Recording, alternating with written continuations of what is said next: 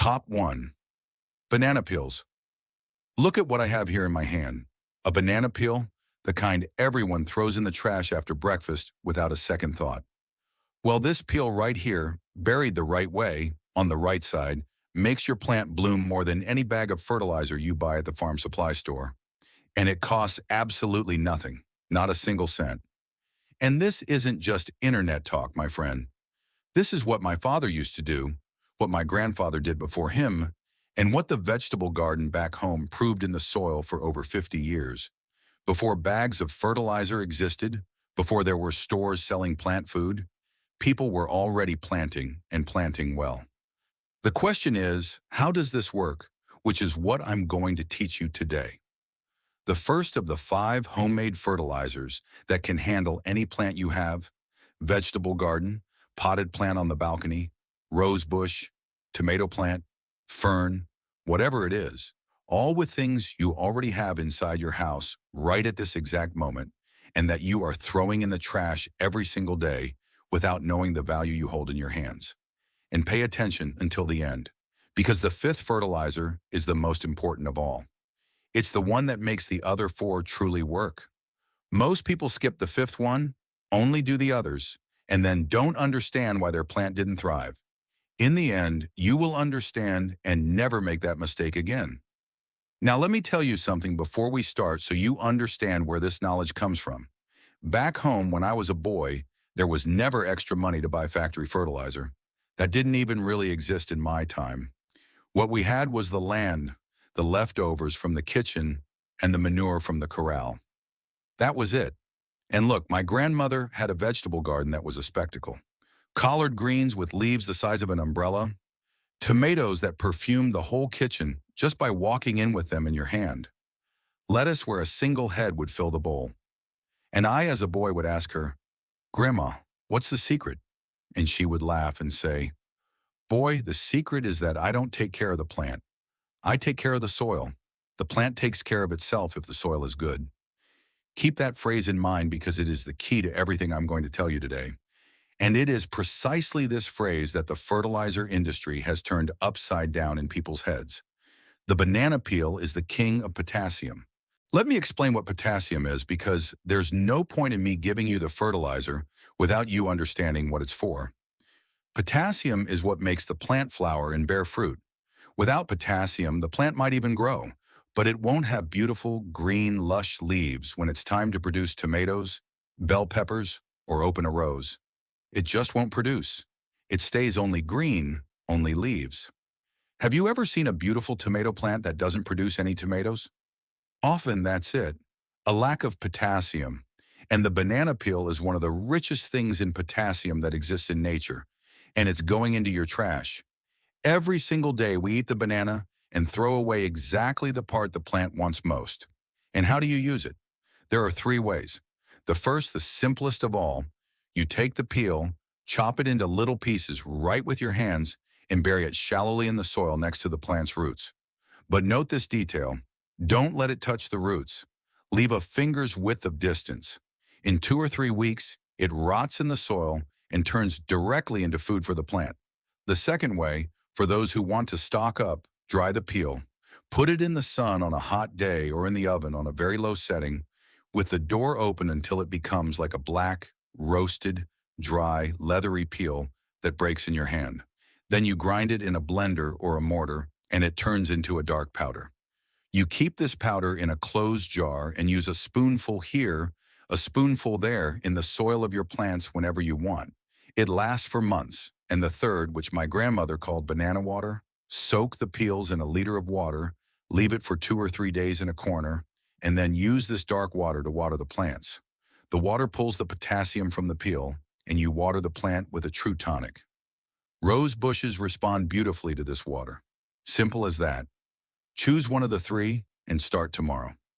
And before I forget, let me warn you about something important, because I don't want you to lose all of this that I'm teaching you here today. And there's a lot that doesn't fit in just one video. The exact measurements, the calendar of when to fertilize each plant during the year, all my family's methods, I gathered them in a manual. It's the Country Home Manual. Everything is written in there. fully explained just the way my grandfather would teach it. I left it in the first comment down below, pinned right at the top. I'll tell you more about it later. But go take a look there, because this kind of content sometimes disappears out of nowhere. Top 2, eggshells. The second fertilizer is the eggshell. And if the banana peel is the king of potassium, the eggshell is the queen of calcium.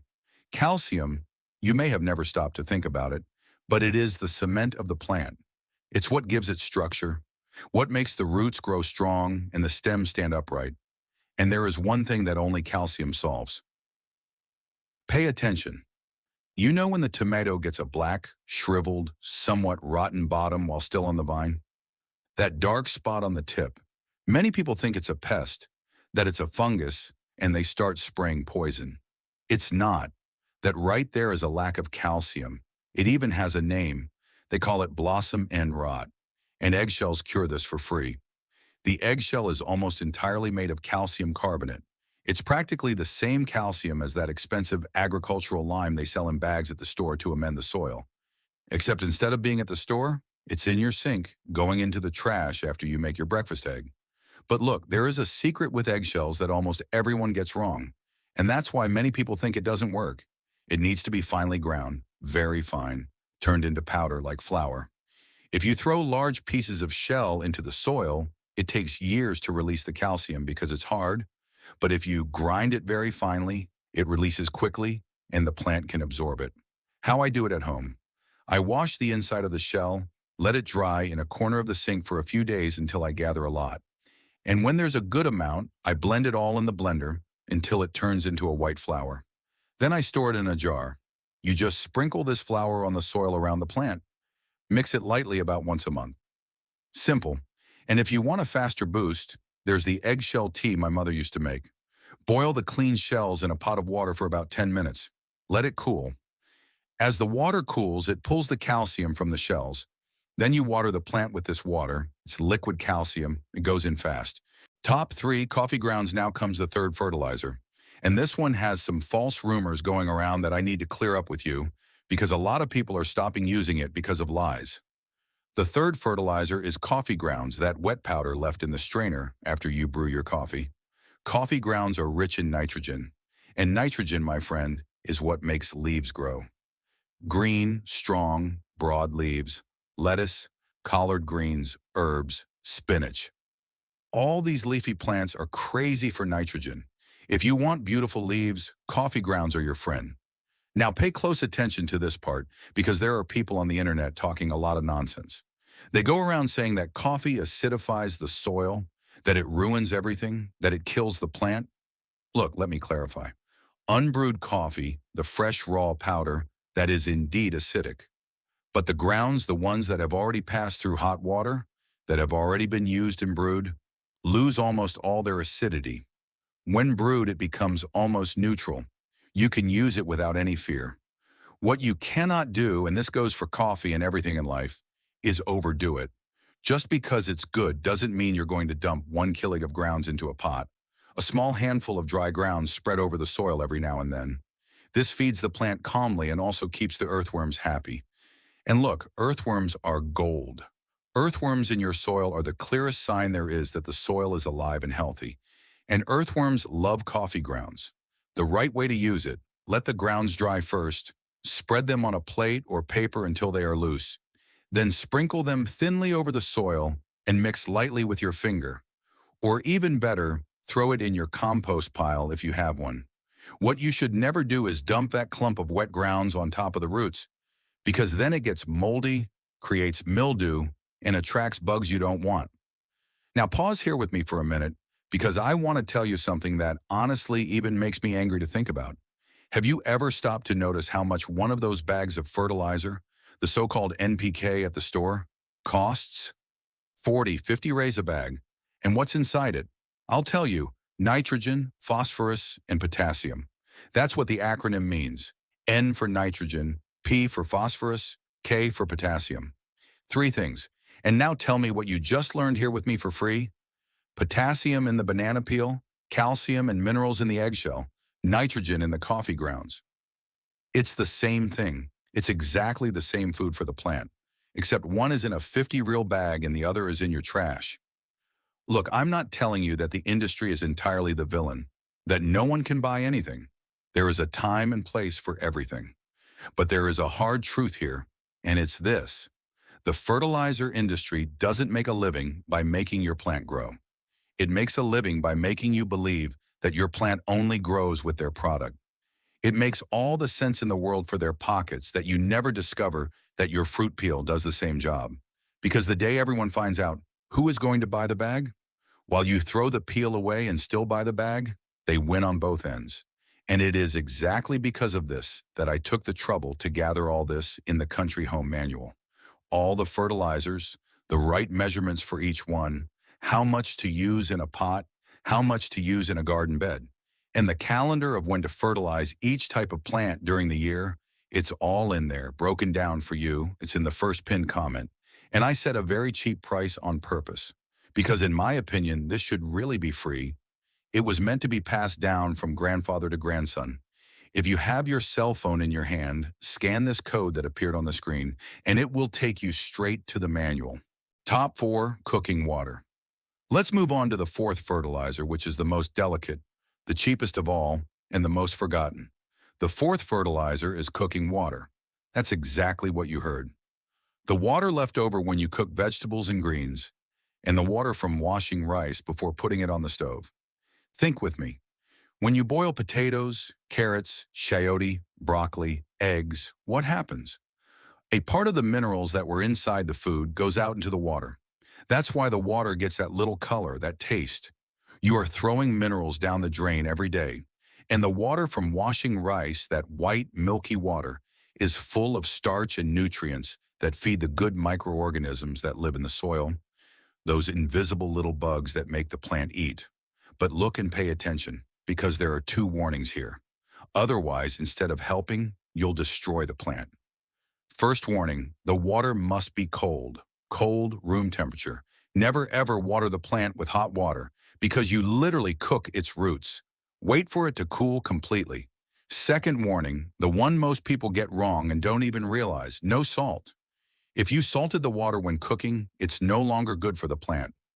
Salt is poison to the roots. It kills instantly. So this tip applies to cooking water that you don't put salt in, or to the rice water you wash before seasoning. If it has salt, just throw it away. Once these 2 precautions are taken, it's the easiest thing in the world. Instead of pouring that water down the sink, you wait for it to cool and water the plant with it. For free, it was already in your hands. It was already going down the drain. Now it becomes food. Top 5, well-rotted manure. And now, my friend, we've reached it, the 5th fertilizer, the one I told you about right at the beginning, the most important of all, the one that makes all the other 4 truly work. The 5th fertilizer is well-rotted manure.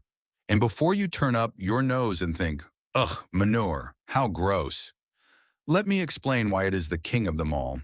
Because without it, the other 4 only yield half as much. Notice one thing. The 4 fertilizers I've given you so far, the banana, the egg, the coffee, the water, each of them provides a specific nutrient. One gives potassium, another gives calcium, another gives nitrogen. They are a boost. They are vitamins. They are the seasoning for the food, not manure. Manure is the main course. It is complete food for the soil.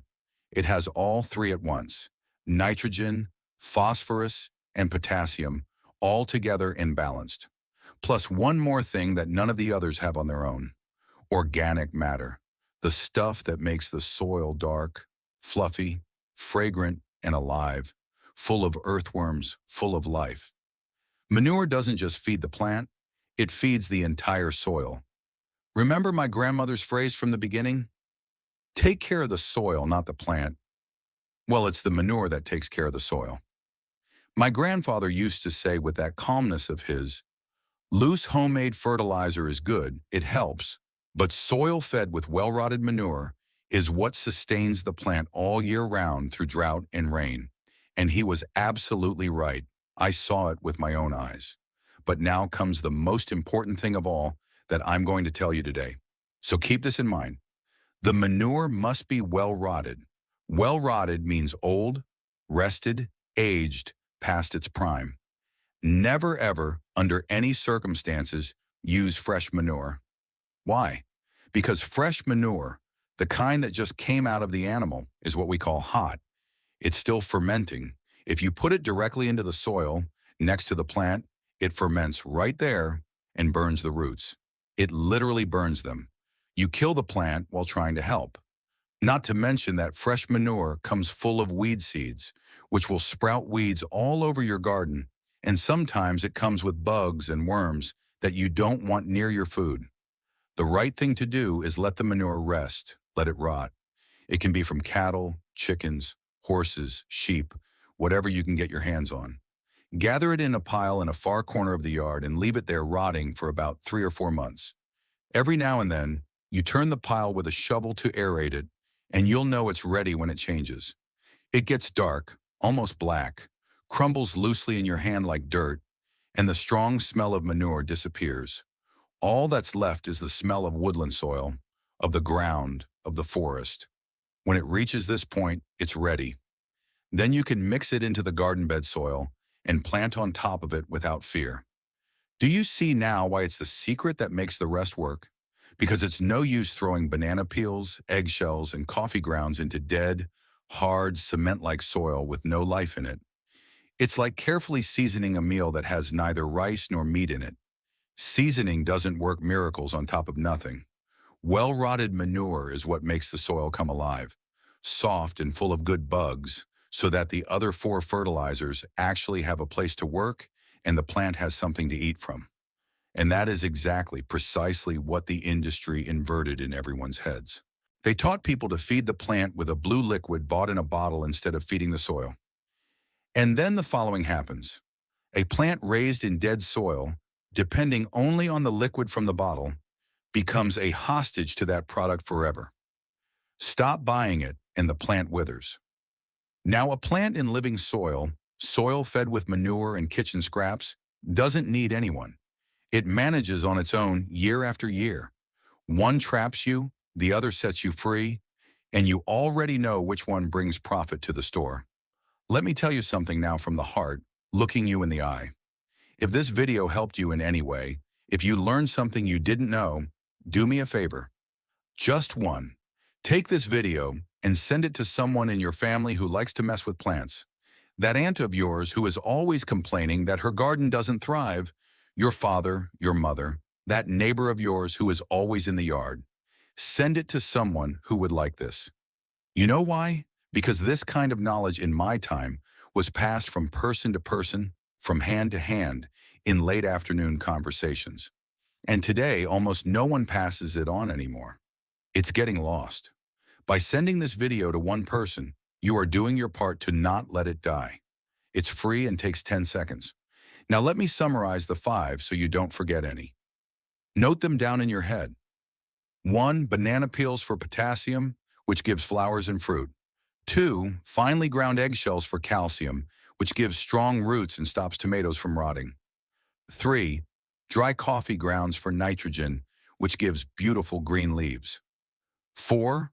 Cold, unsalted cooking water for the minerals that were already going down the drain. And 5. The most important, well-rotted manure, never fresh, which is the living foundation that holds everything together and makes the other 4 yield results. With these 5 in hand, my friend, you never need to spend a single red cent on factory fertilizer again, never again. Your kitchen gives you 4 of them every day for free, and you can get the 5th in a backyard or a nearby farm. Nature has already given you everything. They just made you forget. And look, I'll be very honest with you to wrap up. The fertilizer industry doesn't like it one bit when this video circulates and reaches a lot of people. Because the day everyone understands that the peel going into the trash does the same job as the 50 reel bag, they lose customers by the droves. And seriously, I left the complete country home manual there in the first pinned comment at the top. Everything I talked about today and much more is in there. The exact measurements for each fertilizer, the year-round calendar, all my grandmother's methods written down, things that didn't fit in this video.